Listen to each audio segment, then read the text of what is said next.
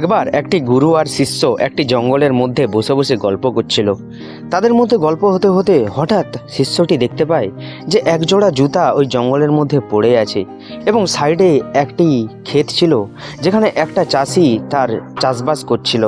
তখন সে বুঝতে পারলো যে এটা ওই চাষিটারই হবে। তখন শিষ্যটি গুরুটাকে বলল, গুরুদেব, আমি একটা মজার কাজ করব। এবং সে বলল যে আমি ওর জুতোটা ওই ঝোপের মধ্যে লুকিয়ে দেব এবং দেখব লোকটি কি করে, খুব মজা হবে। তখন গুরুদেব তাকে বলে, না, তুমি এইটা করো না, বরং আমি একটা কাজ করছি, সেটা করলে দেখবে তুমি আরও বেশি মজা পাবে। এবং তাকে বলে, তুমি ওই জঙ্গলের ঝোপের পেছনে লুকিয়ে যাও। কথা মতো সে ওই ঝোপের পিছনে গিয়ে লুকিয়ে গেল, কিন্তু সে কিছু দেখতে পেল না যে তার গুরুদেব কি করছে। কিছুক্ষণ পর তার গুরুদেবও ওই ঝোপের পিছনে এসে লুকিয়ে দাঁড়ালো এবং দুজন মিলে দেখতে লাগলো।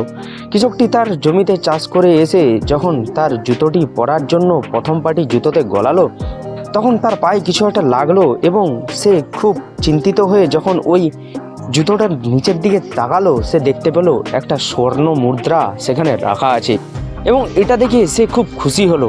তার ঠিক পরে যখন সে আরেকটা পা তার ওই জুতোতে ঢোকালো, তখন সে দেখলো আরও একটি স্বর্ণ মুদ্রা।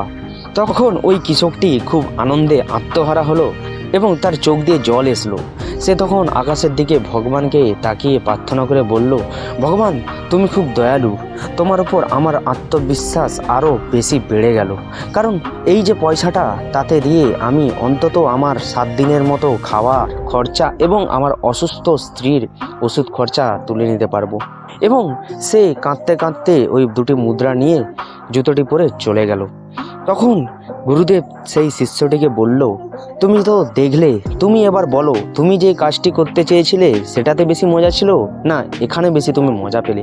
তখন শিষ্যটি হাসতে হাসতে গুরুদেবকে বলল যে, গুরুদেব, আপনি আমার চক্ষু খুলে দিলেন। আমি আজকে এই প্রমাণটাই পেয়ে গেলাম যে একটা দুস্থ মানুষকে সাহায্য করা যে কতটা আনন্দের ব্যাপার, তাকে বিরক্ত করাটা মোটেই আনন্দের ব্যাপার ছিল না। তাই এখান থেকে আমরা এই শিক্ষাটাই পেলাম যে জীবনে তোমার যতই মূলধন থাকুক, যদি সম্ভব হয় অবশ্যই দুস্থ ব্যক্তিদেরকে টাকা পয়সা দিয়ে সাহায্য করো, তাহলে দেখবে তুমিও তোমার মনে খুব শান্তি পাবে।